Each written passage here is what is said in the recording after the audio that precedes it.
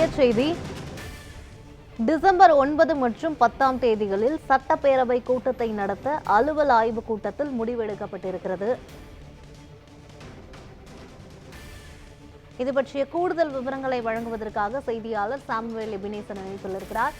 Samuel, முழுமையான விவரங்கள் என்ன, பதிவு பண்ணுங்க.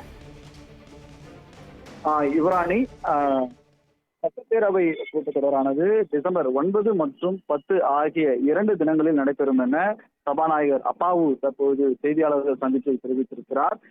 தற்போது நடைபெற்ற இந்த செய்தியாளர்கள் சந்திப்பில் இந்த 2 தினங்களில் நடைபெற இருக்கக்கூடிய நிகழ்வு குறித்தும் அவர் பகிர்ந்திருக்கிறார். குறிப்பாக 9ஆம் தேதி இரங்கல் தெரிவிக்கப்படுகிறதாகவும், அதே போல இரங்கல் தீர்மானமானது நிறைவேற்றப்பட உள்ளது.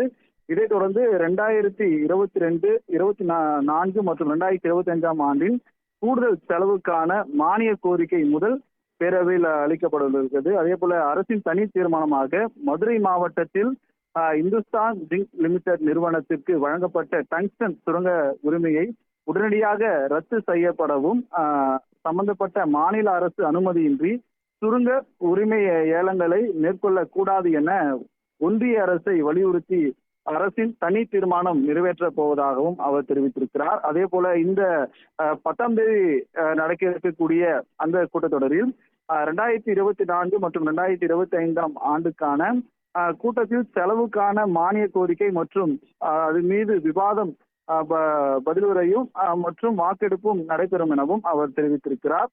அதாவது இந்த 2 தினங்கள் இந்த மாதத்தில் சட்டப்பேரவை கூட்டம் நடைபெறும் என்றும் இன்று சட்டப்பேரவையில் செய்தியாளர்களை சந்திப்பில் சபாநாயகர் அப்பாவு தெரிவித்திருப்பது குறிப்பிடத்தக்கது. யுவராணி, விவரங்களுக்கு நன்றி சாமுவேல்.